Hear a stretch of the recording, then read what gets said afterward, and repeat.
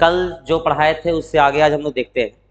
कल जो भी पढ़ाए थे उसको इन शॉर्ट एक बार थोड़ा देख लेते हैं, ठीक है, कि क्या क्या कल डिस्कशन हुआ था।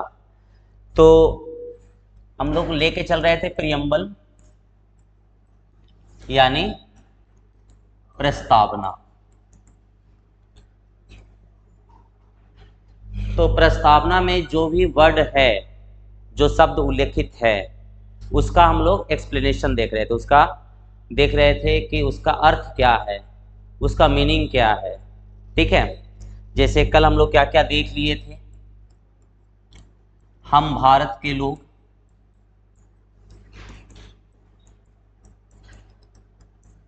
यानी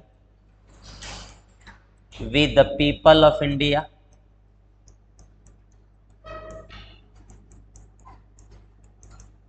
इसको तो समझा दिए थे। We the people of India का मतलब क्या होता है, ठीक है, यानी सोर्स ऑफ कॉन्स्टिट्यूशन कौन है, हम भारत के लोग हैं। यानी संविधान में शक्ति का जो स्रोत है वो कौन है, भारत के नागरिक हैं, ठीक है। यानी भारत के नागरिक ही सर्वोच्च हैं, ठीक है। इसके बाद देखे थे भारत को क्या, उसको लोकतंत्र गणतंत्र देख लिए थे। लोकतंत्र के बारे में पूरा डिस्कशन कर दिए थे। उसके बाद गणतंत्र यानी रिपब्लिक के बारे में पूरा डिस्कशन कर दिए थे।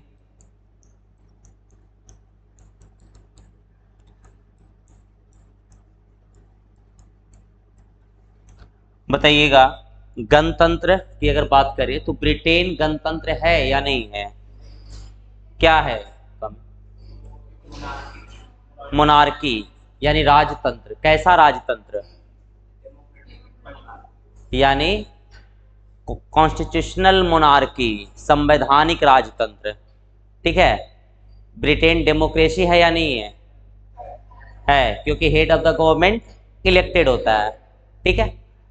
तो ये गणतंत्र, लोकतंत्र, और कुछ देखे थे कल, एक संप्रभुता देखे थे, ठीक है, सॉवर्निटी, ठीक है। इतने वर्ड्स को हम लोग एक्सप्लेन कर लिए थे। और जो मेंस में क्वेश्चन आएगा मेनली वही एक्सप्लेनेशन वाला ही रहता है, ठीक है, कि जो ऑब्जेक्टिव्स है प्रियम्बल का, ठीक है, प्रियम्बल में जो नेचर ऑफ स्टेट यानी राज्य की प्रकृति के बारे में, तो उसको एक्सप्लेन करना है। ऐसे एक एक करके हम लोग देखेंगे, ठीक है। और प्रीलिम के लिए आपको क्या करना पड़ेगा, कॉन्सेप्ट के साथ साथ फैक्ट को भी कमांड में रखना पड़ेगा, ठीक है, क्योंकि फैक्चुअल ज़्यादा पूछेगा, स्टेटमेंट वाइज पूछेगा, फैक्ट से रहेगा, ठीक है। तो वो सबको ध्यान में रखना होगा। तो आज इसके आगे बढ़ते हैं। अगर इसके आगे वर्ड्स की बात करें तो आपका सबसे पहले हम लोग देख लेते हैं, एक है धर्मनिरपेक्ष यानी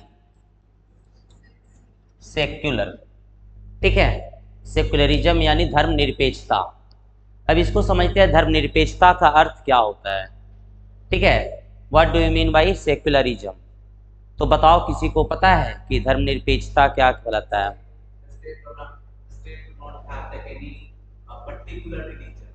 हाँ,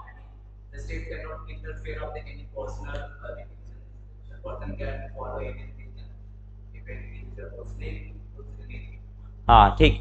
यानी इसका सिंपल मतलब धर्मनिरपेक्ष, हिंदी में ही अगर बात करें तो धर्म निरपेक्ष मीन्स क्या होता है, नहीं, ठीक है। जैसे आप लोग एब्सोल्यूट वैल्यू निकालने के लिए सीखते होंगे, निरपेक्ष मान हिंदी में, सॉरी मतलब मैथमेटिक्स में, ठीक है, जूनियर क्लास में ऐसे रहता था, -5 का एब्सोल्यूट वैल्यू निकालो निरपेक्ष, यानी फ्री कर दो, किससे, साइन से। एब्सोल्यूट वैल्यू निकालने के लिए जाने थे मैथमेटिक्स में, तो यहाँ पर है धर्मनिरपेक्ष, ठीक है।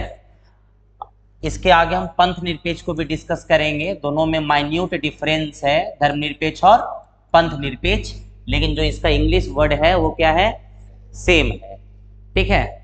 तो देखिएगा, सेक्युलर स्टेट यानी धर्मनिरपेक्ष राज्य का अर्थ है कि जिस राज्य के पास कोई अपना राजकीय धर्म नहीं है, there is no any state religion, ठीक है। जिसे बोलते हैं ना राष्ट्रीय पशु, ठीक है, राष्ट्रीय मिठाई, कुछ भी, मतलब स्टेट का जो अपना एक ये रहता है, रिकॉग्नाइज रहता है, लेकिन यहां पर क्या है, सेक्युलर उसको बोलते हैं जहां पर नो स्टेट रिलीजन, ठीक है, जहां जिस देश का अपना कोई राज्य का, ठीक है, राज्य का कोई धर्म नहीं है, यानी उस कोई एक पर्टिकुलर धर्म को वो फोकस नहीं कर रहा है, एक पर्टिकुलर धर्म के आधार पर भेदभाव नहीं कर रहा है, उसको क्या बोलेंगे, सेक्युलर, ठीक है, क्या बोलेंगे इसको, सेक्युलर बोलेंगे।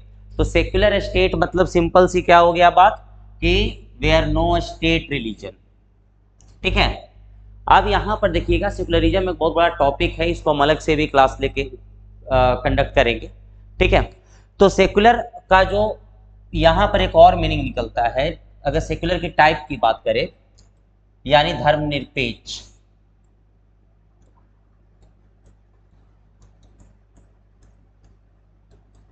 तो सेक्युलरिज्म को यानी धर्मनिरपेक्षता को दो भागों में बांटा जाता है। एक हो गया पॉजिटिव सेक्युलरिज्म, यानी सकारात्मक धर्मनिरपेक्षता, पॉजिटिव सेक्युलरिज्म, इसको क्या बोलेंगे, सकारात्मक धर्मनिरपेक्षता। और दूसरा क्या हो गया, नेगेटिव सेक्युलरिज्म, यानी नकारात्मक धर्मनिरपेक्षता, ठीक है। अब देखते हैं कि सकारात्मक धर्मनिरपेक्षता और नकारात्मक धर्मनिरपेक्षता के बीच अंतर क्या है, positive secularism and negative secularism, and which type of secularism exist in India, ठीक है। ये देखते हैं कि भारत में किस तरह का धर्मनिरपेक्षता है। तो अगर हम बात करें, सबसे पहले ये देखते हैं नकारात्मक धर्मनिरपेक्षता को। तो नकारात्मक धर्मनिरपेक्षता कहता है कि there is no any relation between state and religion, जहां पर राज्य और धर्म में किसी भी तरह का कोई कनेक्शन नहीं है, उसको क्या बोलेंगे, निगेटिव सेक्युलरिज्म। कहने का मतलब क्या हुआ कि एक तो हो गया कि राष्ट्र, किसी भी देश का अपना कोई स्टेट रिलीजन नहीं है, दूसरा ये कौन सा धर्म माइनॉरिटी है, कौन सा धर्म मेजॉरिटी है, कौन सा धर्म ये मतलब क्या हो रहा है कि उसका स्टेटस खराब है, कौन सा धर्म को अपलिफ्टमेंट करना जरूरी है, ये सब उसको कोई मतलब नहीं है। मतलब कि there is no any connection between state and religion, ठीक है। तब इसको हम क्या बोलेंगे कि ये नकारात्मक है, ठीक है। क्या है, नकारात्मक। यानी बोलते हैं ना कि जैसे कोई दो दोस्त है, दो दोस्त में कभी ऐसा लड़ाई हो गया जो बोलता है कि उससे हमको कोई मतलब नहीं है, कोई मतलब कोई मतलब नहीं है, अगर मर भी जाए तो हम वहां आने वाला नहीं है, तो वो निगेटिव हो गया। और एक पॉजिटिव हो गया कि दोस्ती खत्म हुआ, ठीक है, लेकिन अगर वैसा उस पर कोई संकट आए उस समय खड़ा हो जाना है, लेकिन दोस्ती है नहीं। कभी कभी होता है ना कि यानी ह्यूमैनिटी नाम का चीज बचा हुआ है, ठीक है, तो उसको क्या बोलेंगे, पॉजिटिव सेंस में बोलेंगे। तो ये क्या हो गया, ये निगेटिव हो गया। निगेटिव सेक्युलरिज्म मतलब क्या हो गया, जहां पर स्टेट और रिलीजन में कोई कनेक्शन नहीं है, कोई रिलेशन नहीं है। इस तरह का सेक्युलरिज्म आपको अधिकतर यूरोपियन कंट्री में देखने को मिलता है, और इसका सबसे अच्छा एग्जाम्पल है फ्रांस, ठीक है। फ्रांस का जो सेक्युलरिज्म है वो कैसा है, निगेटिव टाइप का है। ये इवन यूपीएससी मेंस में एक क्वेश्चन पूछा था, इंडियन सेक्युलरिज्म और फ्रेंच सेक्युलरिज्म का जो मॉडल है उसमें डिफरेंसेस बताने के लिए यूपीएससी मेंस का ये पूछा हुआ क्वेश्चन है, ठीक है। तो ये तो पता चल गया कि निगेटिव सेक्युलरिज्म किसको बोलेंगे, ठीक है, where there is no any relation between state and religion. इस तरह का कहाँ देखने को मिलेगा, फ्रांस में। वही वाला है कि अगर पहले से दोस्ती था, अगर दोस्ती खत्म, मर जाओ, कोई मतलब नहीं है, ठीक है। लेकिन यहां पर देखिए पॉजिटिव सेक्युलरिज्म, ये है हमारा इंडिया में, ठीक है, और यही खूबसूरती भी है। पॉजिटिव सेक्युलरिज्म कहने का मतलब हुआ कि हमारे देश का अपना कोई धर्म नहीं है, there is no any state religion, लेकिन देखा जाता है कि जिस रिलीजन का स्टेटस थोड़ा सा खराब है, जो माइनॉरिटी में है उसको स्पेशल क्या किया जाता है, एक स्टेटस दे करके अपलिफ्टमेंट की बात किया जाता है ना। जैसे अगर इस्लाम की बात करें, क्रिश्चियनिटी की बात करें, जैनिज्म की बात करें, तो ये सब क्या माइनॉरिटी में आते हैं। तो माइनॉरिटी का स्टेटस दिया गया क्यों, ताकि इन लोगों को अपलिफ्टमेंट किया जाए, इन लोगों को अपलिफ्ट किया जाए। समझ में आ रहा है? यानी यहाँ पर आपका कोई स्टेट रिलीजन तो नहीं है, लेकिन एकदम से रिलेशन नहीं है ऐसा बात भी नहीं है, यानी दोनों है। एक तो स्टेट रिलीजन नहीं है लेकिन कनेक्शन है, ठीक है, तो इसको हम क्या बोलेंगे, पॉजिटिव सेकुलरिज्म। तो इंडिया में किस तरह का सेकुलरिज्म है, यानी भारत में सकारात्मक धर्मनिरपेक्षता है, ठीक है। वही वाला कि दो दोस्त है, ऐसे दोस्ती अच्छा नहीं चल रहा है, दोनों का दोस्ती टूट चुका है, लेकिन क्या हुआ है, अगर सामने वाला बंदा कोई प्रॉब्लम में है तो हम वहां पर खड़े रहेंगे, ठीक है। तो वो आपका क्या हो गया, पॉजिटिव सेंस की बात हो गया। तो इंडिया में किस तरह का सेकुलरिज्म है, पॉजिटिव सेकुलरिज्म है। कोई दिक्कत इसमें? चलिएगा अब बात करते हैं। तो ये पता चल गया कि इंडियन मॉडल और फ्रेंच मॉडल में सेकुलरिज्म में क्या डिफरेंसेज है, ठीक है। अब बात करते हैं हम इसके आगे कि शुरुआत से हमारे प्रियम्बल में यानी हमारे प्रस्तावना में ये धर्मनिरपेक्ष वर्ड यानी सेकुलर वर्ड नहीं था। ये बताए थे कब जोड़ा गया था इसको, ठीक है, यानी 42वें संविधान संशोधन 42nd अमेंडमेंट एक्ट 1976 में हुआ, ठीक है। और ये जब 1976 में हुआ तब ये क्या जोड़ा गया था, सेक्युलर, 3 वर्ड जोड़ा गया था, याद है, समाजवादी सोशलिज्म, धर्मनिरपेक्ष, ठीक है, सेक्युलर और इंटेग्रिटी अखंडता। तीनों का हम कॉन्टेक्स्ट भी बताए थे कि क्यों जोड़ा गया था तीनों। जैसे ये, तो ये आपका क्या हो गया, सेक्युलर की बात करें। लेकिन जब प्रस्तावना में ये वर्ड नहीं था तो क्या उसके पहले हमारा देश सेक्युलर नहीं था? था, ठीक है। हमारे यहाँ कोई स्टेट रिलीजन था पहले से? नहीं था। इसका मतलब हमारा देश पहले से क्या है, सेक्युलर है। और फंडामेंटल राइट में भी देखिएगा, धार्मिक स्वतंत्रता का अधिकार, राइट टू रिलीजियस फ्रीडम, ठीक है। तो उसमें आपको क्या पता चल जाएगा कि भारत का जो धर्म के मामले में जो नीति रही है, पॉलिसी रही है, वो हमेशा शुरू से क्या रहा है, धर्मनिरपेक्षता को अपनाया है, ठीक है। तो ये ऐसा नहीं है कि प्रियम्बल में जोड़ देने के बाद हमारा देश क्या हो गया, धर्मनिरपेक्ष हो गया। उसके पहले से ही फंडामेंटल राइट्स को अगर आप अच्छे से देख लें तो पता चल जाता है कि हमारा देश का नेचर कैसा था, सेक्युलर था। कोई दिक्कत इसमें? किन्हीं को अगर सेक्युलरिज्म में कोई डाउट है तो पूछिए। एक वर्ड आता है धर्मनिरपेक्ष और पंथ निरपेक्ष, ठीक है। तो जब हालांकि जब सेक्युलरिज्म को एक सेपरेट लेक्चर में डील करेंगे तो वहां पर हम डिस्कस करेंगे, लेकिन थोड़ा सा बता देते हैं। धर्म और पंथ, चलिए, धर्म का जो अर्थ है ये व्यापक है पंथ से, ठीक है। अगर देखा जाए कि धर्म का मीनिंग, ठीक है, पंथ से क्या है, बड़ा है। धर्म मतलब कर्तव्य भी होता है। अगर बात करें तो धर्म मतलब क्या होता है, कर्तव्य, ड्यूटी। जैसे गरीबों को सेवा करना हमारा धर्म है, तो डैट इज आवर ड्यूटी, ठीक है। तो बताओ, अगर धर्म निरपेक्ष लिखे तो कोई व्यक्ति कर्तव्य निरपेक्ष हो सकता है?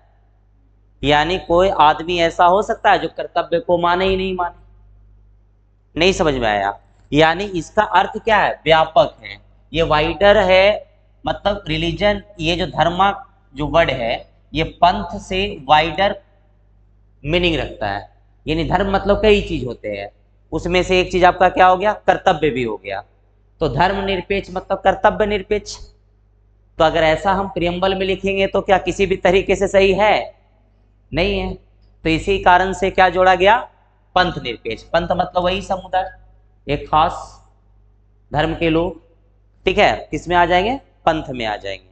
तो हिंदी वाले वर्ड में माइन्यूट डिफरेंस है, थोड़ा सा डिफरेंसेज है धर्मनिरपेक्ष और पंथ निरपेक्ष में, बाकी इंग्लिश में क्या है उसका मीनिंग सेम है, क्योंकि दोनों का मतलब क्या होता है सेक्युलर स्टेट। समझ में आ रहा है? अब इसके बाद तो सेक्युलरिज्म में अगर कोई डाउट है तो पूछ लीजिए, धर्मनिरपेक्षता में अगर कोई भी डाउट है, कोई डाउट नहीं, समझ में आ गया। अगर हम बात करें सोशलिज्म, अब नेक्स्ट जो पॉइंट है वह है समाजवाद यानी सोशलिज्म। ठीक है,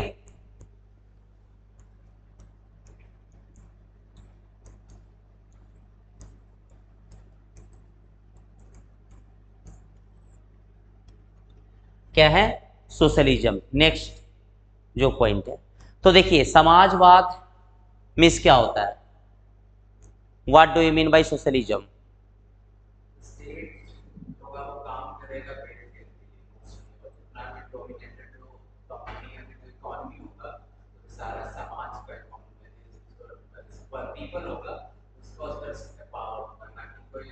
हाँ सही है, यानी समाजवाद, देखिएगा ये हिंदी में वाद लिखा हुआ रहे, लास्ट में ISM लगा हुआ रहे, इसका मतलब आइडियोलॉजी होता है, यानी समाज के लिए आइडियोलॉजी। तो समाज के लिए आइडियोलॉजी कैसा होना चाहिए? इक्वलिटी लाने के लिए, समाज के लिए जो विचार है वो क्या होना चाहिए, सबसे अच्छा विचार क्या होता है समाज के लिए बताओ? कि समाज में समानता रहे, मेन तो वही है ना। यानी सोशलिज्म का जो मेन पर्पस है वो क्या है?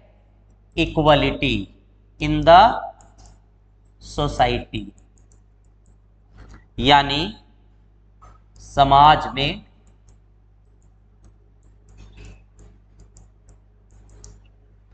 में समानता। ठीक है, तो ये क्या हो गया कि आपका समाज में समानता स्थापित करने के लिए जो आइडियोलॉजी है, जो विचार है, वो क्या है? समाजवाद। ठीक है, जैसे राष्ट्रवाद, तो राष्ट्रवाद नेशनलिज्म, तो देश के लिए आइडियोलॉजी क्या होना चाहिए? तो देश की एकता और अखंडता सुनिश्चित हो, उसकी आइडियोलॉजी क्या कहलाएगा? राष्ट्रवाद, नेशनलिज्म कहलाएगा ना। इसी तरह से समाजवाद, समाज में क्या आना चाहिए? समानता आनी चाहिए। समाज में समानता कैसे आएगा बताओ?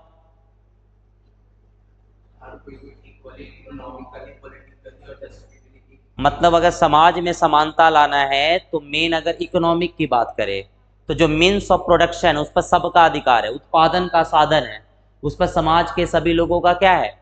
अधिकार है। ठीक है, तो मीन्स ऑफ प्रोडक्शन पर अगर सभी लोगों का अधिकार होगा तो क्या कहलाएगा? ठीक है, कि सभी लोगों के बीच क्या आ जाएगा? समानता आएगा, इक्वलिटी आएगा। इक्वलिटी आएगा तो वही क्या है? सोशलिज्म। ठीक है, तो देखिएगा इसको और डिटेल में भी हम लोग डील करेंगे, बस ये बता रहे हैं कि सोशलिज्म जो है हमारे प्रियम्बल में ये भी शुरू से नहीं था, प्रस्तावना में ये क्या शुरू से था? नहीं था। कब जोड़ा गया? वही 42वें संविधान संशोधन, 42nd अमेंडमेंट एक्ट। कब? 1976।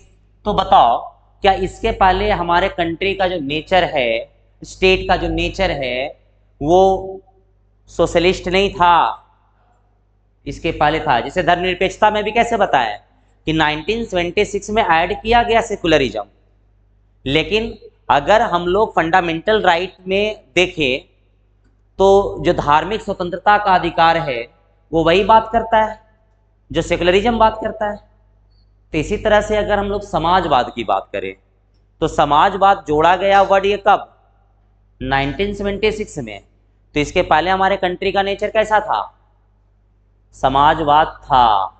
We were inclined towards socialism. ठीक है, कैसे था देखो, जब पढ़ोगे आगे तो हम एक चैप्टर पढ़ाएंगे DPSP, हिंदी में इसको बोलते हैं राज्य के नीति निर्देशक तत्व। राज्य के नीति निर्देशक तत्व, directive principle of state policy. इसमें वही है, वेलफेयर करने की बात है। ठीक है, इंडिया क्या है? India is a welfare state. ठीक है, भारत एक लोक कल्याणकारी देश है। इंडिया क्या है? Welfare state. तो वेलफेयर हिंदी में इसको क्या बोलते हैं? लोक कल्याणकारी राज्य। ठीक है, तो अगर कोई पूछे एटीपीएसपी मेंबर ये डिटेल से बताएंगे कि इंडिया किस तरह का स्टेट है, वेलफेयर स्टेट है, लोक कल्याणकारी। ठीक है, तो ये जब पब्लिक वेलफेयर का काम करेगा तो इससे क्या होगा, समाज में समानता आएगा। ठीक है, वेलफेयर का काम अगर करेगा तो समाज में क्या आएगा, समानता आएगा। तो समाज में समानता आएगा डीपीएसपी के प्रोविजन से। तो इसका मतलब शुरुआत से हमारा देश का नेचर कैसा रहा है, सोशलिस्ट रहा है। शुरुआत से हमारे कंट्री का नेचर कैसा रहा है, सोशलिस्ट रहा है। समझ में आ रहा है? ठीक है, आप देखिएगा इंडिया में सोशलिस्ट का जो नेचर है वो देखते हैं, सोशलिज्म का जो नेचर है वो देखते हैं कि इंडियन कॉन्टेक्स्ट में सोशलिज्म का नेचर किस तरह से है। ठीक है, इंडिया कैसा है, सोशलिस्ट यानी समाजवादी। ठीक है, अब देखिएगा समाजवाद अगर नाम सुनते हो तो सबसे पहले किन का नाम याद आता है पूरा वर्ल्ड लेवल पर? नहीं, नाम हम पूछ रहे हैं किसी पर्टिकुलर पर्सन का, किन का नाम आता है? कार्ल मार्क्स, नाम सुने हैं कार्ल मार्क्स का? सुने होंगे ना। समाजवाद में पहला अगर समाजवाद वर्ड सुनो और कार्ल मार्क्स का नाम याद ना आए, ऐसा तो हो नहीं सकता। ठीक है, तो कार्ल मार्क्स जो थे समाजवाद को बढ़ाने में बड़ा इंपॉर्टेंट रोल प्ले किए। कहा ही जाता है कि गांधी और मार्क्स ऐसे थे जिनका थियरी इनके नाम पर रखा गया है। जब पढ़ोगे पॉलिटिकल थ्योरी, जब राजनीतिक सिद्धांत पढ़ोगे तो उसमें है मार्क्सवाद। मार्क्सवाद में इनके नाम पर कई फिलोसफर का आइडियोलॉजी पढ़ाया जाता है जो इनसे मिलता जुलता है। इसी तरह से है गांधीवाद, गांधीयन फिलॉसफी, है ना, गांधीयन आइडियोलॉजी। तो गांधीयन यानी नाम है गांधीयन। ठीक है, तुम अगर उसी तरह से बिहेव करोगे, जैसे नॉन वायलेंस पर ज़्यादा फोकस करोगे, अहिंसा पर ज़्यादा बल दोगे, तो हम क्या बोलेंगे, ये गांधीयन फिलॉसफी मानने वाले लोग हैं, बोलेंगे ना। तो मार्क्स और गांधी के बारे में यही कहा जाता है कि इतने बड़े फिलॉसफर हुए। ठीक है, इतने बड़े क्या उसको बोल सकते हैं, पर्सनालिटी हैं जिनका नाम पर आइडियोलॉजी चलता है। ठीक है, तो कार्ल मार्क्स क्या करते थे बताओ, समाजवाद को लेकर के कार्ल मार्क्स का व्यू क्या था? कार्ल मार्क्स चाहते थे कि उत्पादन का जितना भी साधन है, मीन्स ऑफ प्रोडक्शन है, जितना भी फैक्ट्री है, रेलवे है, जितना भी प्राइवेट कंपनी है, सब पर अधिकार किसका होना चाहिए, समाज का, लेबरर ग्रुप का। ठीक है, यानी सभी समाज के सभी लोगों का उस पर क्या होगा, अधिकार होगा। ठीक है, तो उससे क्या होगा, समाजवाद आ जाएगा। जैसे एक एग्जांपल लेते हैं, यहां पर अगर हर चीज सरकारी होता तो कोई किससे पूछते कि आप क्या करते, तो हम रेलवे में जॉब करते हैं। कोई कहता कि क्या कर रहा है, तो वो भी रेलवे में जॉब कर रहा है। पेमेंट में थोड़ा बहुत डिफरेंसेज होता, लेकिन सभी लोग क्या होते, बराबर। एक तरह से स्टेटस क्या रहता है, बराबर। और कैपिटलिज्म आने के बाद, पूंजीवाद आने के बाद क्या हुआ, concentration of wealth in few hands, यानी धन संपत्ति का केंद्रीकरण हुआ। जब धन संपत्ति का केंद्रीकरण होगा तो असमानता बढ़ेगा, इनइक्वालिटी आएगा, और इनइक्वालिटी आएगा तो फिर क्या होगा, क्लास कॉन्फ्लिक्ट होगा, वर्ग संघर्ष होगा। एक अपर क्लास के लोग, दूसरा लोअर क्लास के लोग। समझ में आ रहा है?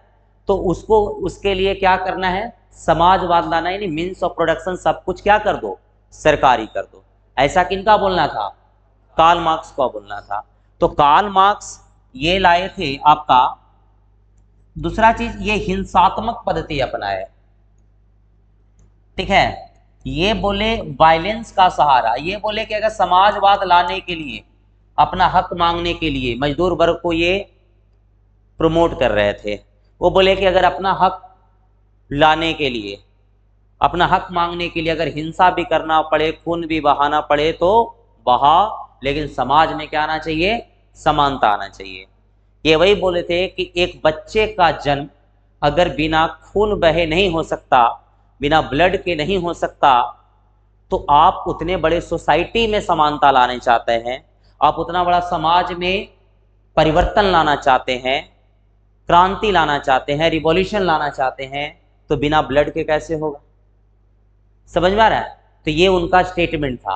और इससे क्या करते थे, वो मजदूर वर्ग के लोगों को रिवॉल्यूशन करने के लिए इंस्पायर करते थे, ताकि समाज में क्या आए, समानता आए। ठीक है, तो ये वायलेंट मेथड को अडॉप्ट किए। दूसरा चीज क्या बताया कि ये चाहते थे कि मीन्स ऑफ प्रोडक्शन यानी उत्पादन के साधन,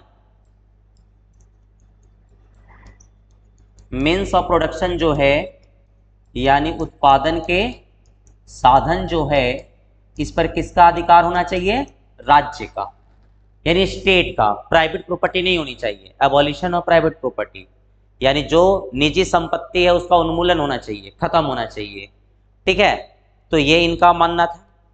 लेकिन अगर हम सोशलिस्ट के विचार को गांधी के नजरिए से देखें, ठीक है, कि गांधी जी का क्या कॉन्सेप्ट था सोशलिज्म को लेकर के, तो ये भी चाहते थे कि समाज में समानता आए। दोनों चाहते थे स्टेटलेस कम्युनिटी सेटअप हो, जहां पर हर समाज के हर लोग उत्पादन के साधन पर अपना स्वामित्व रखे। ठीक है, जो मीन्स ऑफ प्रोडक्शन है उस पर सभी लोगों का क्या हो, स्वामित्व हो।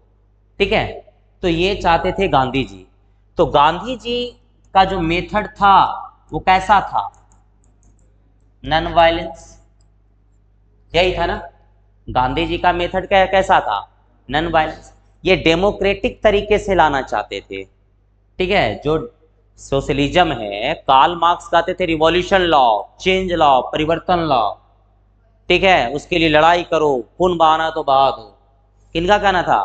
कार्ल मार्क्स का। लेकिन गांधी जी नॉन वायलेंस के सपोर्टर थे, अहिंसा के समर्थक थे, और वो चाहते थे कि समाजवाद आए, लेकिन कैसे? लोकतांत्रिक तरीके से आए। कोई वायलेंस नहीं होना चाहिए, कोई हिंसा नहीं होनी चाहिए। तो ये गांधी जी का ये वो था। और ये देखो, गांधी जी सर्वोदया का कॉन्सेप्ट कौन दिए थे?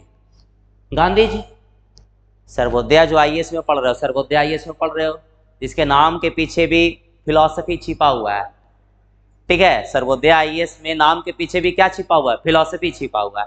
सर्वोदया मीन्स क्या होता है? सबका उदय, अपलिफ्टमेंट ऑफ ऑल। ठीक है, चाहे गरीब हो चाहे अमीर हो, किसी को छोड़ना नहीं है। ठीक है, सबका उदय करना है, उसी का नाम क्या पड़ा? सर्वोदया। ठीक है, तो सर्वोदया का कॉन्सेप्ट किनका है? गांधी जी। ठीक है, गांधी जी एक जॉन रस्किन है, उनका किताब अनटू दिस लास्ट एक किताब है। ठीक है, जॉन रस्किन का एक किताब है अनटू दिस लास्ट। उसी किताब से, कौन सा किताब? Unto this last. और यही बुक से किस चीज का कॉन्सेप्ट हो दिए? सर्वोदया। तो सर्वोदया, गांधी जी का जो सर्वोदया का कॉन्सेप्ट है उसको किस चीज से लिंक किया जा सकता है? सोशलिज्म से, समाजवाद से। सर्वोदया मतलब क्या हुआ? समाज के सभी लोगों का उत्थान होना चाहिए। ठीक है, और समाजवाद में भी क्या हुआ? समाज में समानता स्थापित होनी चाहिए। तो जब सबका उदय होगा तो समाज में क्या होगा? इक्वलिटी आएगी। समझ में आ रहा है? तो इंडिया में अगर हम बात करें कि इंडिया किसको अडॉप्ट किया है, क्या कार्ल मार्क्स के सिद्धांत को अपनाया है या गांधी के सिद्धांत को अपनाया है? तो कहा जाता है कि it is a mixture of Gandhian socialism and Marxism. ठीक है, यानी कार्ल मार्क्स के जो समाजवाद है और गांधी जी का जो समाजवाद है, दोनों का मिश्रण है। लेकिन झुकाव किधर है? गांधीयन सोशलिज्म की ओर। क्योंकि हम लोग चाहते हैं कभी कि हिंसा हो। ठीक है, हम लोग तो ऐसे भी अहिंसावादी हैं। ठीक है, अब पाकिस्तान कुछ भी कर रहा होता, एकदम से जब तक नहीं उकसाएगा तब तक हम लोग कुछ करते नहीं। ठीक है, तो अगर इंडिया का नेचर देखा जाए सोशलिज्म का, कि इंडियन सोशलिज्म का नेचर यानी भारतीय समाजवाद का अगर स्वरूप देखा जाए तो किसका है? मिक्सचर। किन दोनों का? कार्ल मार्क्स का जो आइडियोलॉजी है उसके साथ साथ गांधीयन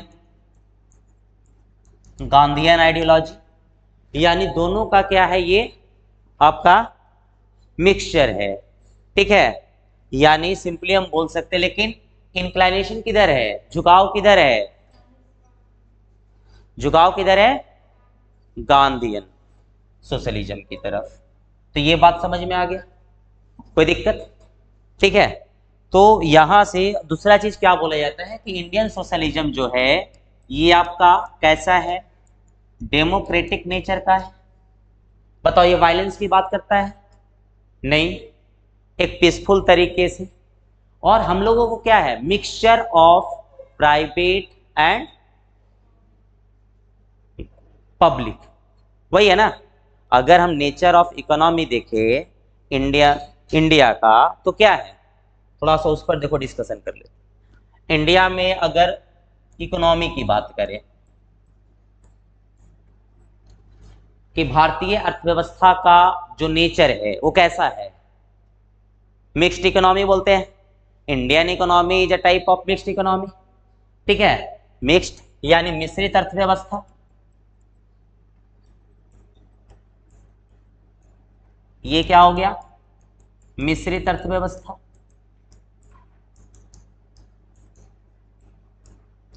तो अगर मिश्रित अर्थव्यवस्था है तो इसमें किस किस चीज को इंक्लूड करेंगे? एक है आपका क्या, कैपिटलिज्म, और दूसरा क्या है, सोशलिज्म। ठीक है, capitalism plus socialism is equal to क्या हो गया, मिक्स। ये जो देखते हो ना पूरा का पूरा, थोड़ा सा हम इसको और डिप में लेकर के चलें, कैपिटलिज्म को, समझ में आ रहा है? ठीक है, देखिए जो IR तुम लोग पढ़ोगे, international relation, that is all about capitalism. जितना भी जो रिलेशन शुरुआत में इवॉल्व हुआ है दो कंट्री के बीच, ठीक है, तो उसका अगर मेन फैक्टर देखोगे तो वो क्या है, कैपिटलिज्म है। क्या है, कैपिटलिज्म है, यानी पूंजीवादी।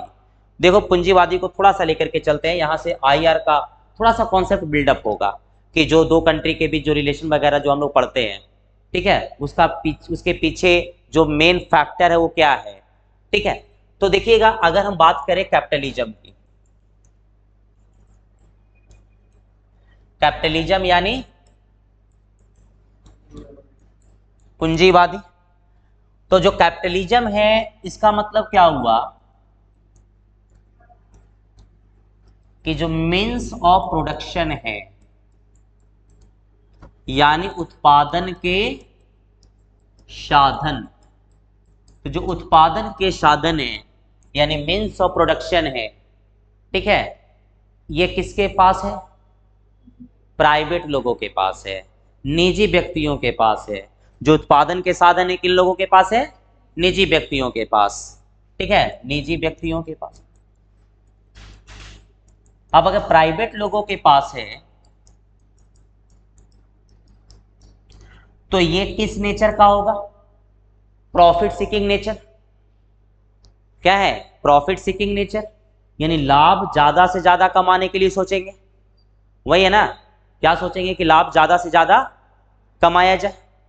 ठीक है, तो जब लाभ कमाने की बात आएगा यानी प्रॉफिट,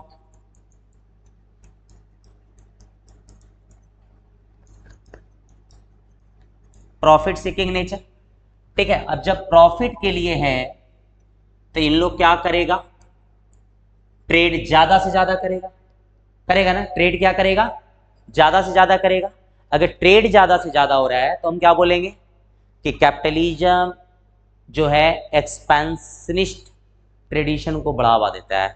कैपिटलिज्म यानी पूंजीवाद जो है विस्तारवाद नीति को बढ़ावा देता है। जैसे मेरा प्राइवेट कंपनी है, हम क्या सोच रहे हैं कि हम ज़्यादा से ज़्यादा प्रॉफिट कमाएं, तो हम चाहेंगे ट्रेड करें, अपने कंट्री में तो कर ही रहे हैं, ट्रेड को क्या सोचेंगे, एक्सपैंड करने के लिए, यानी एक्सपेंशनिस्ट पॉलिसी को अडॉप्ट करने के लिए। तो हम दूसरे कंट्री के साथ क्या बनाएंगे, रिलेशन बनाएंगे। समझ में आ रहा है, जब दूसरे कंट्री के साथ रिलेशन होगा हम चाहेंगे कि ट्रेड में टैक्स कम लगे, ताकि मेरा ट्रेड क्या चले, सुचारू रूप से चले।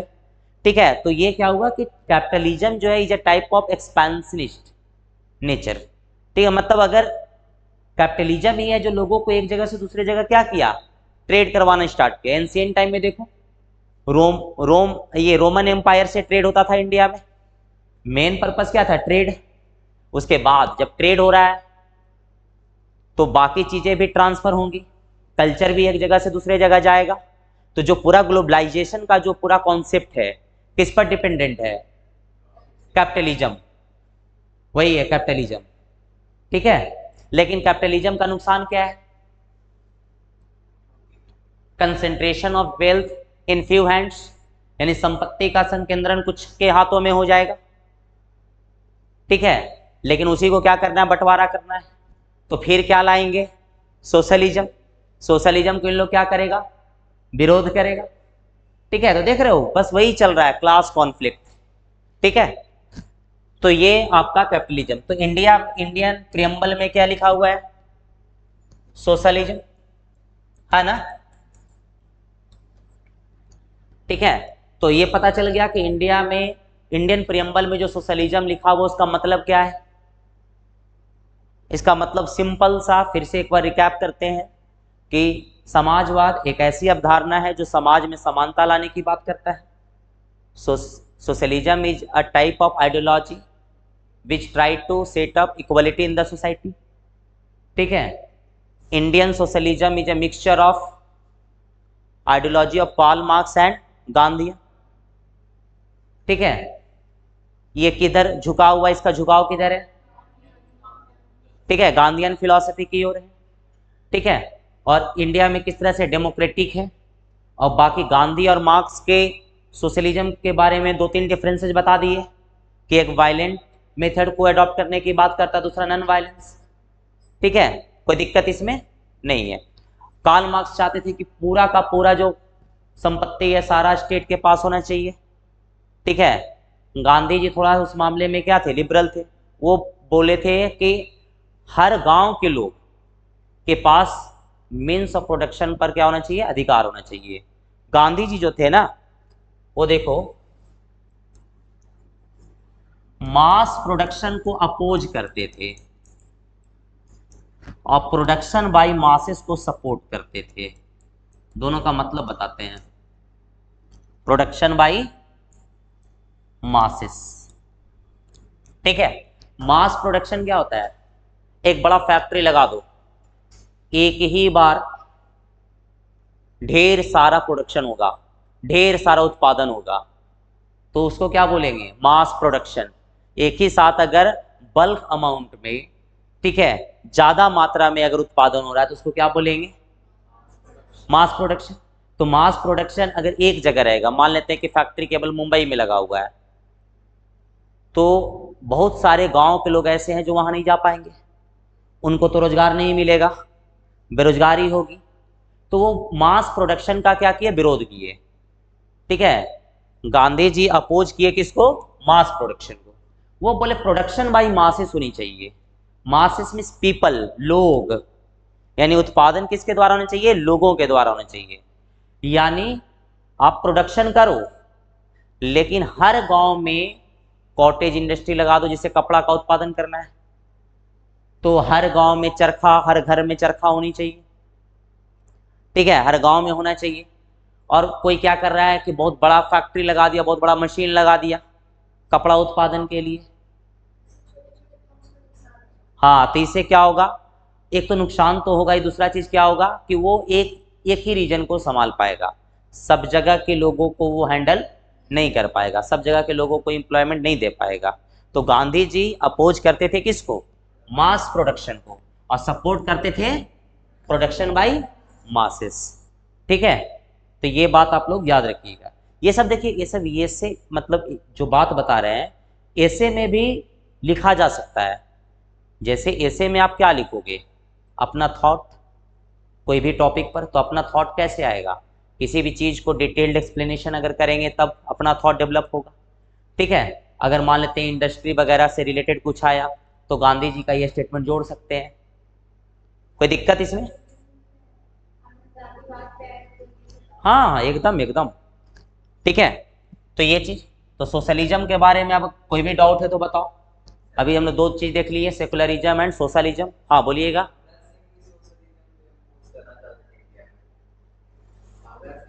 वो रिवोल्यूशनरी टाइप के थे।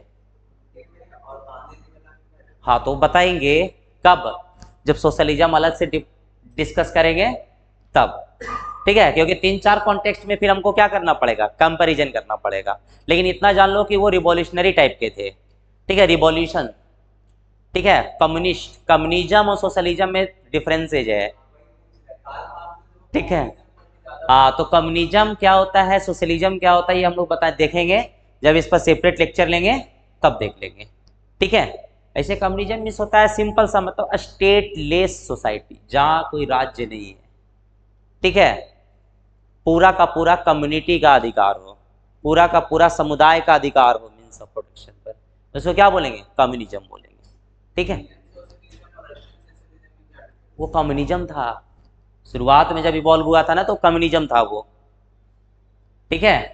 हम लोग उससे इंस्पायर्ड तो हैं लेकिन अपना मेथोडोलॉजी अपनाए हैं। जैसे अगर मान लेते हैं कि कोई प्रिपरेशन कर रहा है यूपीएससी का, कोई टॉपर आकर के कुछ बोल दिया, तो आप उसके स्ट्रेटजी से इंस्पायर तो हैं लेकिन फिर अपना दिमाग अपने टेम्परामेंट के अकॉर्डिंग तो लगाओगे ना, कि ऐसा तो नहीं है कि कोई कुछ भी बोल करके चला गया उसी के अकॉर्डिंग तुम लोग पढ़ लोगे। आपका टेम्परामेंट और उसके टेम्परामेंट में मे बी क्या होगा, डिफरेंसेज होगा, मैच नहीं करेगा। तो वही चीज़ है, हम लोग इंस्पायर्ड तो बहुत कंट्री से हुए लेकिन लास्ट में फिर अपने कंट्री के अकॉर्डिंग, सुटेबिलिटी के अकॉर्डिंग उसको रखे हैं, ठीक है। चलिएगा, तो सोशलिज्म को आप लोग समझ गए होंगे, ठीक है। किन्हीं को अगर कोई डाउट वगैरह हो सेकुलरिज्म सोशलिज्म में तो बताइएगा। आपको समझ में आ रहा है, कोई दिक्कत नहीं, मतलब एकदम शांत बैठे हुए तो हमको लग रहा है कि होता है ना, दो चीज उससे पता चलता है, या तो पूरा समझ में आ रहा है और नहीं तो फिर थोड़ा ब्लैंक जैसा फील हो रहा है, ठीक है। चलिएगा, तो अभी तक हम लोग क्या देखे, यानी देख लीजिएगा, सॉवरेन देख लिए, यानी संप्रभुता, ठीक है। इसके बाद डेमोक्रेसी, लोकतंत्र, रिपब्लिक यानी गणतंत्र, सेक्युलर यानी धर्मनिरपेक्ष, और सोशलिज्म यानी समाजवाद, ठीक है। इतना हम देख लिए। अब ये क्या बता रहा है बताओ, ये जो वर्ड है दो दो चार एक पांच, पांचों वर्ड क्या शो कर रहा है,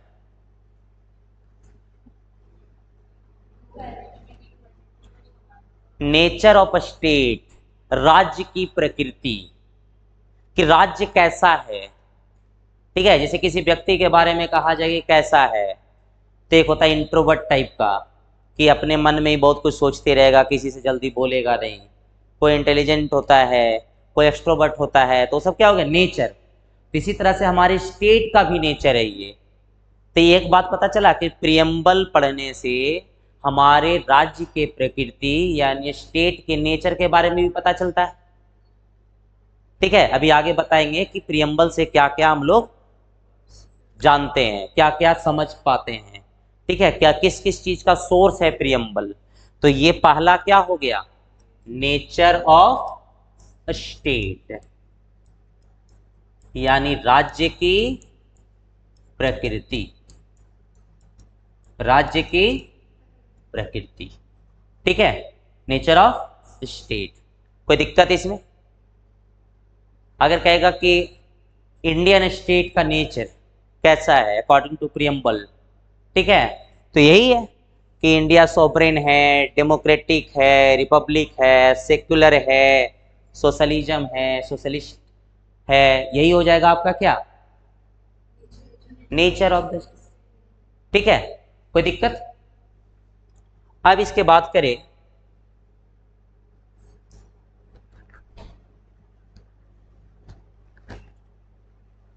अब है पर्पस,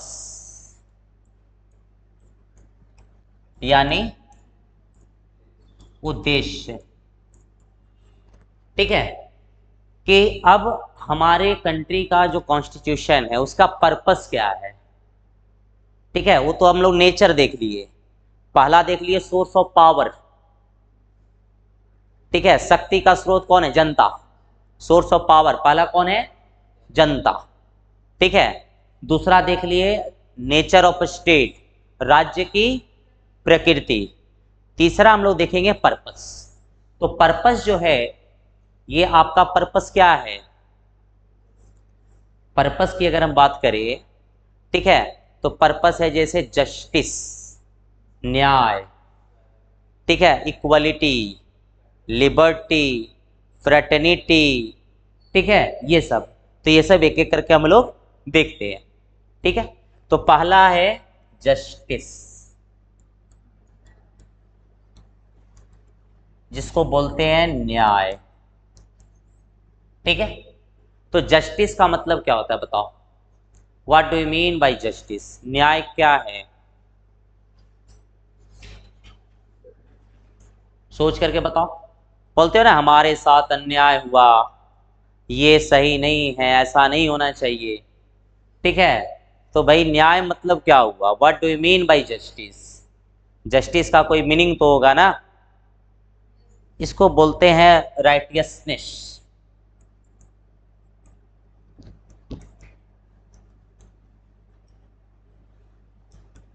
यानी जो जिसका हकदार है उसे वो मिलना चाहिए, वही जस्टिस है। ठीक है, जो जिसका हकदार है, जो जिसके योग्य है, उसको वो चीज अगर नहीं मिल रहा है तो उसके साथ इनजस्टिस हुआ। ठीक है, यानी बोलेंगे जो जिसका हकदार है उसे वो मिलना चाहिए। सिंपल लैंग्वेज में तो यही बोलेंगे, न्याय मतलब यही हुआ। अगर कोई रिक्शा चालक कह रहा है कि हमको सरकार 50,000 की सैलरी नहीं दे रही है, मेरे साथ अन्याय हो रहा है, तो बताओ ये उसका अन्याय है? अन्याय नहीं है, क्योंकि वो उसके लायक नहीं है, उसके हकदार नहीं है। ठीक है, लेकिन अगर आप किसी चीज के लिए कैपेबल हो, ठीक है, लेकिन वो आपको अगर नहीं मिल रहा है, इसका मतलब आप क्या है? आपके साथ इनजस्टिस हो रहा है। ठीक है, तो ये क्या हो गया? न्याय की बात। अब न्याय जो है ये आपका रशियन रिवॉल्यूशन से लिया गया, रूसी क्रांति से लिया गया। ठीक है, न्याय का कॉन्सेप्ट कहां से लिया गया है? रूसी, यानी रूस से लिया गया है। जो न्याय है कहां से लिया गया है? रूस। ठीक है, अब देखिएगा यहां पर कि इंडियन प्रियम्बल में जो भारतीय संविधान की प्रस्तावना है उसमें आपको 3 तरह के न्याय की बात किया गया। कितने तरह के न्याय की बात किया गया? 3 तरह के न्याय की बात किया गया। क्या क्या वो 3 तरह का न्याय है? देखिएगा, पहला है सामाजिक, यानी सोशल जस्टिस। ठीक है, पहला क्या है? Social justice. दूसरा आर्थिक, यानी इकोनॉमिक जस्टिस।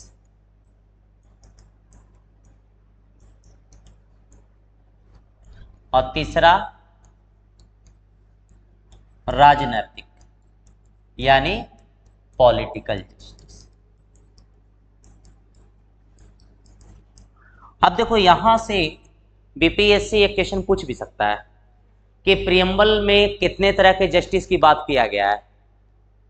ठीक है, यानी फिर पूछ सकता है कि कौन सा ऐसा जस्टिस है जो प्रियम्बल के अकॉर्डिंग नहीं है।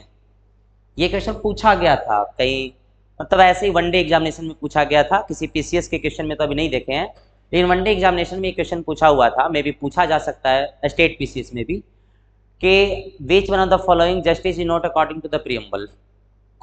निम्न में से कौन सी ऐसी न्याय है जो प्रस्तावना के अनुसार नहीं है।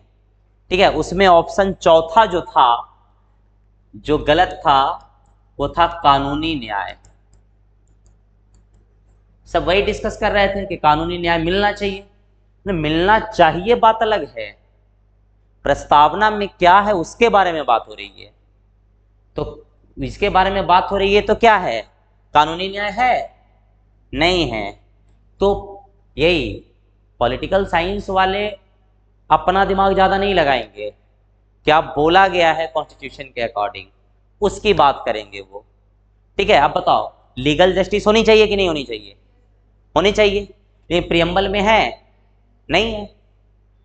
समझ आ रहा है? तो वही है। तो अब देखो यानी जस्टिस कितने तरह का है? 3। और कौन कौन है एकदम याद हो जानी चाहिए, सामाजिक, आर्थिक और राजनीतिक। अब सामाजिक क्या है? तो सामाजिक न्याय की बात करें कि समाज में जाति, वर्ण, ये सब के आधार पर कोई भेदभाव नहीं होना चाहिए। कास्ट, कलर, ये सब के आधार पर कोई डिस्क्रिमिनेशन नहीं होनी चाहिए।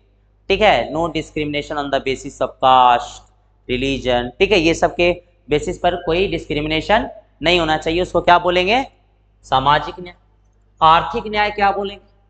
मीन्स ऑफ प्रोडक्शन पर सभी लोगों का पहुंच होना चाहिए। No discrimination on the basis of economic factor, आर्थिक कारकों के आधार पर कोई भेदभाव नहीं होनी चाहिए। आर्थिक कारकों के आधार पर कोई भेदभाव नहीं होनी चाहिए। ठीक है, तो ये हो जाता है, उसको क्या बोलते हैं? Economic justice. उसके बारे में अगर बात करें हम, राजनैतिक यानी पॉलिटिकल जस्टिस क्या है? तो पॉलिटिकल जस्टिस की राज्य के अंदर नागरिकों को एक समान राजनीतिक अधिकार मिलना चाहिए। जैसे वोट का अधिकार, तो सभी लोगों को, चाहे राजनीति में भाग लेने को सबको समान अवसर मिलना चाहिए, राजनीतिक दफ्तर तक अपनी बात पहुंचाने के लिए समान अवसर मिलने चाहिए। तो ये सब क्या है? Political justice. ठीक है, क्या है? Political justice. समझ में आया कि नहीं आया? जस्टिस समझ में आया? कितने तरह का जस्टिस, यहां से 2 क्वेश्चंस बनेंगे कि प्रियम्बल के अकॉर्डिंग कितने तरह का जस्टिस है?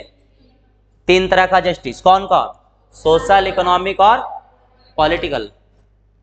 ठीक है, ये तो क्वेश्चन में पूछा था, तो यहां पर हम वो जिक्र कर दिए कि ऑप्शन चौथा जो क्वेश्चन था, 4th नंबर ऑप्शन, ठीक है, वो कानूनी न्याय जो नहीं होगा, वही वाला क्वेश्चन कि प्रस्तावना के अनुसार कौन सा न्याय नहीं है।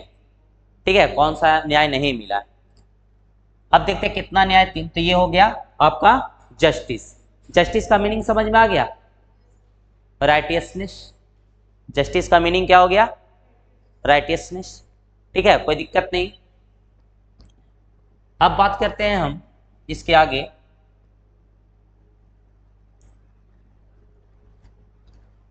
जस्टिस के बाद है आपका लिबर्टी। देखते हैं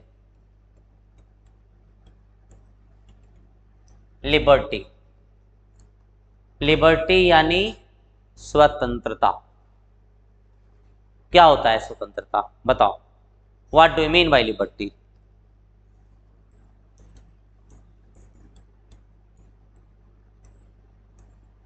स्वतंत्रता क्या होता है? लिबर्टी बताओ।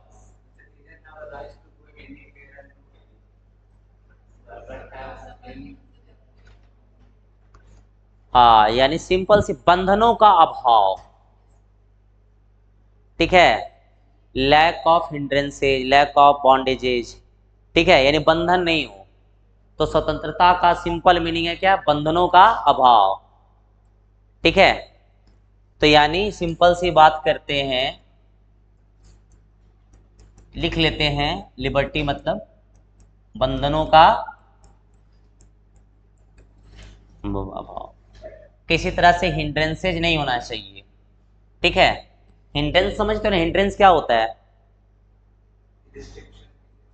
हाँ, रिस्ट्रिक्शंस, बाधा। हिंदी में क्या बोलते हैं? बाधा। किसी तरह का कोई बाधा नहीं पहुंचनी चाहिए। ठीक है, उसको क्या बोलते हैं? लिबर्टी।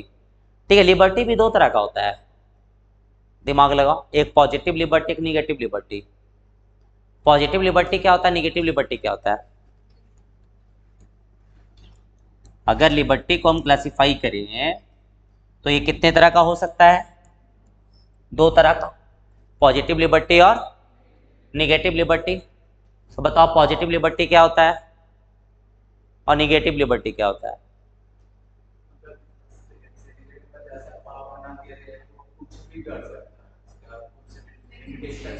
हाँ, कोई भी लिमिटेशंस नहीं है, कोई भी पर्सन कुछ भी कर सकता है। They have right to do anything without limitations. अगर हम लोगों को फंडामेंटल राइट्स मिला है तो उसके साथ रिस्ट्रिक्शंस भी है। जैसे 65th बीपीएससी में क्वेश्चन ही पूछा था पॉलिटी में कि फंडामेंटल राइट्स एक हाथ से दिए जाते हैं तो दूसरे हाथ से छीन लिए जाते हैं, एक्सप्लेन करना था। तो वही है कि आपको राइट्स तो मिल रहा है लेकिन साथ में रीजनेबल रिस्ट्रिक्शंस भी है, उचित प्रतिबंध भी है। उचित प्रतिबंध बोलेंगे कि जो उचित लगे, जो रीजनेबल है वही प्रतिबंध लगाया जाएगा, मनमाने तरीके से प्रतिबंध नहीं लगाया जाएगा। ठीक है, तो ये आपका क्या हो गया कि लिबर्टी जो है ये निगेटिव मतलब वही, मतलब नो लिमिटेशन, कोई बंधन नहीं। और positive there will be some reasonable restrictions, उचित प्रतिबंधों के साथ आपको अधिकार मिला है, स्वतंत्रता मिला है। अगर आप स्वतंत्र हैं इसका अर्थ ये नहीं कि आप दूसरे के स्वतंत्रता को छीन लें। ठीक है, तो उसको क्या बोलेंगे?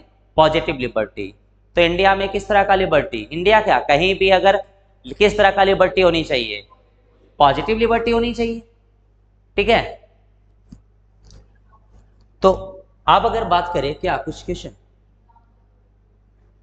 एग्जाम्पल, तो एग्जाम्पल ही तो अभी दिए। जैसे अगर मान लेते हैं कि आपके पास कुछ भी करने का अधिकार है, ठीक है, जीवन जीने का अधिकार है, आप दूसरों को मार दिए, इसका मतलब आप उसके जीवन जीने की स्वतंत्रता को आप छीन लिए।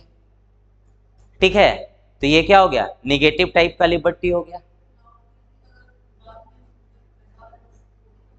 वो तो डिस्टरबेंस हो रहा है, हाँ तो भी है, तो वही तो बताए रीजनेबल रिस्ट्रिक्शंस, वो तो राइट टू स्लीप में आ जाएगा। हाँ ठीक है, देखिएगा, तो ये लिबर्टी में क्या हो गया? पॉजिटिव लिबर्टी और नेगेटिव लिबर्टी। किस तरह का? यानी सकारात्मक स्वतंत्रता और नकारात्मक स्वतंत्रता। तो किस तरह का स्वतंत्रता है? सकारात्मक। ठीक है, अब देखते हैं इसके आगे कि स्वतंत्रता कितने तरह का लिबर्टी हमारे प्रियम्बल में है। ठीक है, कितने तरह का लिबर्टी हमारे प्रियम्बल में है? तो कितने तरह का है? 5 तरह का। ठीक है, देखो इसको हम लिख देते हैं पहले हिंदी में इंग्लिश में एक एक करके। विचार, अभिव्यक्ति, विश्वास, धर्म और उपासना। ठीक है, वही क्या क्या है? हाँ, अब बताओ कि ये स्वतंत्रता एक एक जो है, विचार का, अभिव्यक्ति का, यानी एक्सप्रेशन, बिलीफ, ठीक है, फेथ, रिलीजन, ठीक है, एक्सप्रेशन, तो ये सब सारा का जो आपका लिबर्टी, ठीक है, ये फंडामेंटल राइट में आप लोग वन बाय वन बड़ा डिटेल्ड में पढ़ेंगे। ठीक है, ये जितने भी तरह का जो फ्रीडम है, जितने तरह का लिबर्टी है, किस में हम लोग पढ़ेंगे? किस में पढ़ेंगे? ठीक है, फंडामेंटल राइट्स में अच्छे से देख लेंगे। ठीक है, अभी वही है, जैसे लिबर्टी है एक्सप्रेशन का, लेकिन किसके साथ होनी चाहिए? लिमिटेशंस के साथ। अच्छा, जो लिबर्टी का जो कॉन्सेप्ट है प्रियम्बल में जो ऐड किया गया है, कहाँ के कॉन्स्टिट्यूशन से? French revolution. ठीक है, यानी फ्रांस की क्रांति से, जो आपका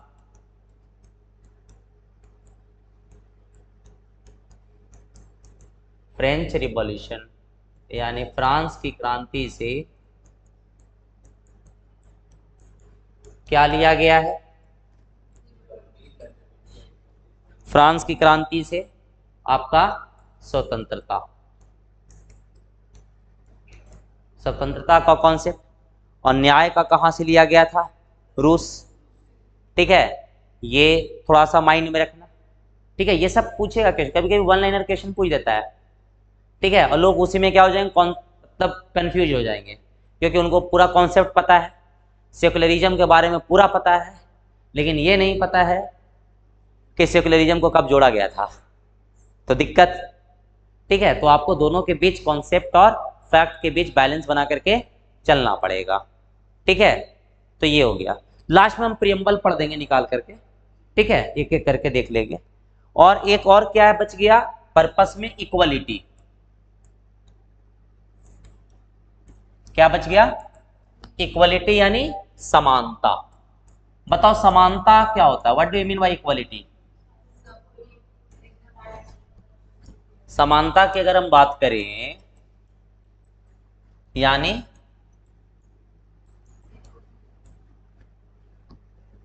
बताओ, डिफाइन करना, you if you have to define equality.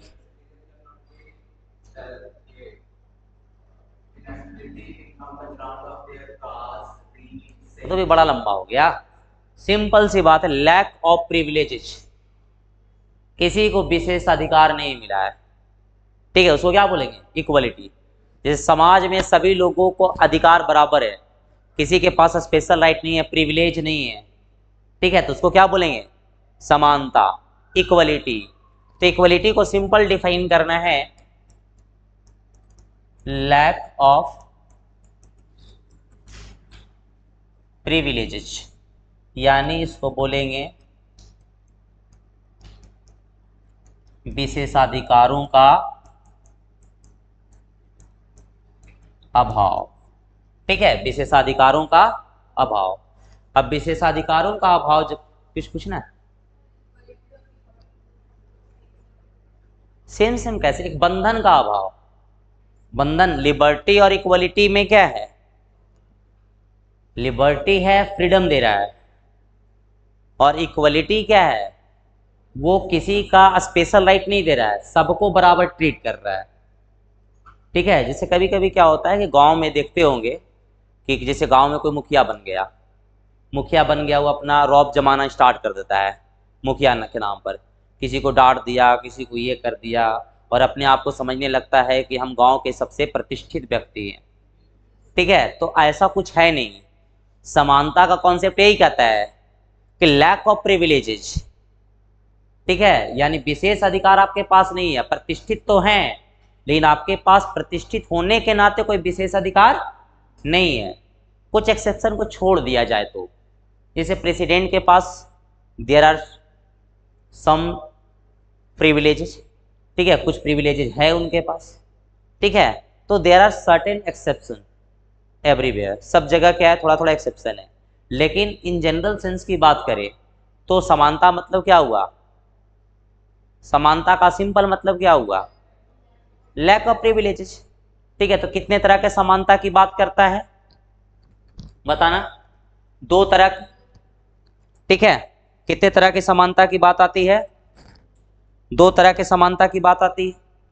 ठीक है, अब बात करते हैं कौन कौन दो तरह की,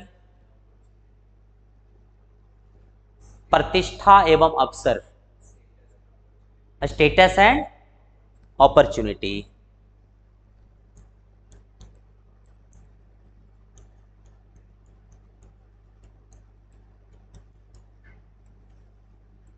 स्टेटस एंड अपॉर्चुनिटी, ये दो तरह का है।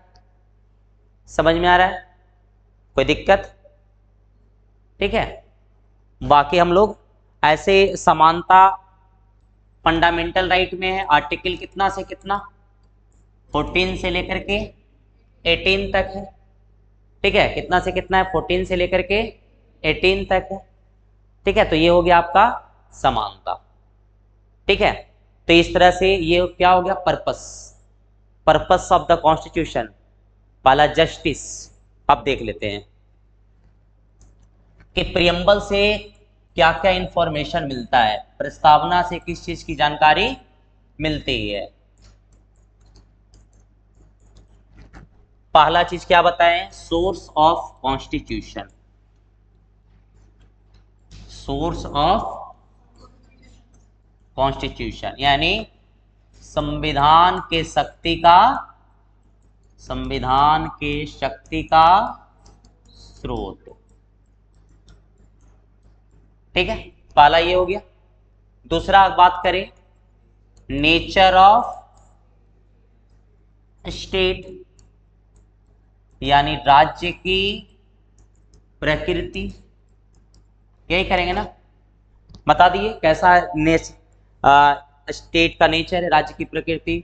लोकतांत्रिक है, गणतांत्रिक है, ठीक है, डेमोक्रेसी है, रिपब्लिक है, ठीक है, कोई दिक्कत इसमें? सेक्युलर है, सोशलिस्ट है। तीसरा है पर्पस ऑफ कॉन्स्टिट्यूशन, संविधान का उद्देश्य। क्या क्या उद्देश्य है? जस्टिस, इक्वलिटी, लिबर्टी, ठीक है, एक फ्रेटर्निटी भी है, बंधुत्व। देखो वो डिस्कस नहीं किए। ये क्या है? फ्रेटर्निटी, यानी इसको क्या बोलेंगे? बंधुत्व। भाईचारा, भाईचारा बहनचारा भी बोल दो, ठीक है, दोनों हो जाएगा। जैसे केवल भाईचारा ही क्यों, बहनचारा भी हो जाएगा। ठीक है, तो ये क्यों है बताओ? भाईचारा, बंधुत्व लाने की जरूरत क्या है? इससे यूनिटी एंड इंटीग्रिटी मेंटेन रहेगा और लोगों को सम्मान भी मिलेगा, यानी देश की एकता और अखंडता का सुरक्षा होगा। ठीक है, और इससे क्या होगा? हर लोगों को एक अपनापन का भाव भी आएगा, सम्मान भी मिलेगा। तो ये क्या हो गया? फ्रेटर्निटी। ठीक है, फिर वही इंटीग्रिटी है। इंटीग्रिटी वर्ड कब जोड़ा गया था? 42nd अमेंडमेंट, ये तो बताए थे।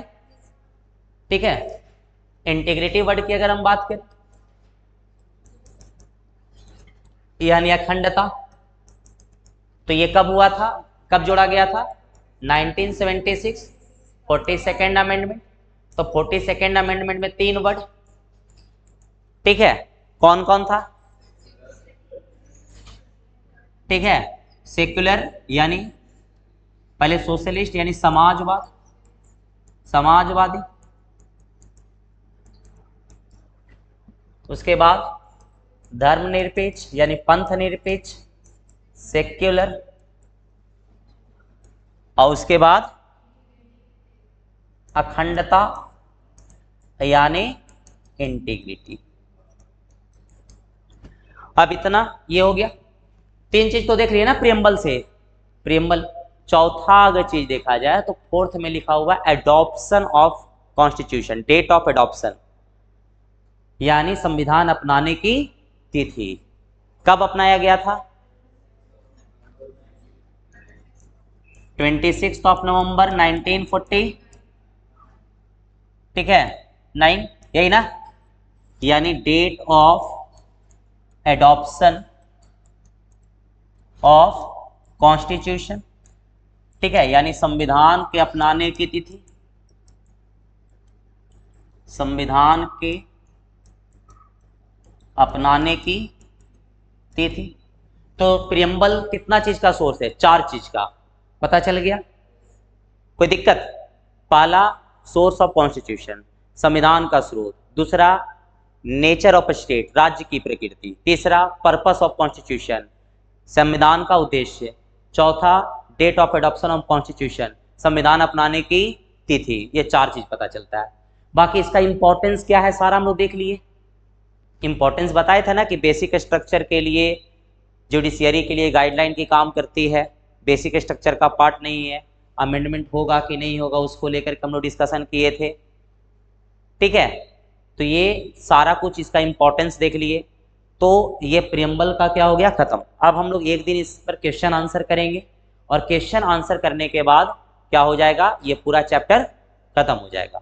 ठीक है, तो आप लोग अब शुरू से पढ़ लीजिएगा।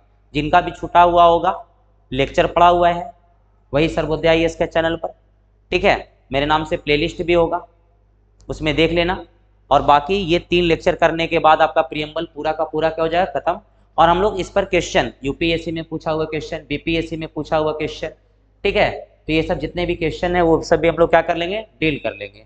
और मेंस का भी कुछ क्वेश्चन देखेंगे कि किस पैटर्न का मेंस का क्वेश्चन पूछता है। ठीक है, समझ में आ रहा है, कोई दिक्कत? तो आज भर हम लोग यही रखते हैं, जो भी डाउट वगैरह होगा फिर लिया जाएगा।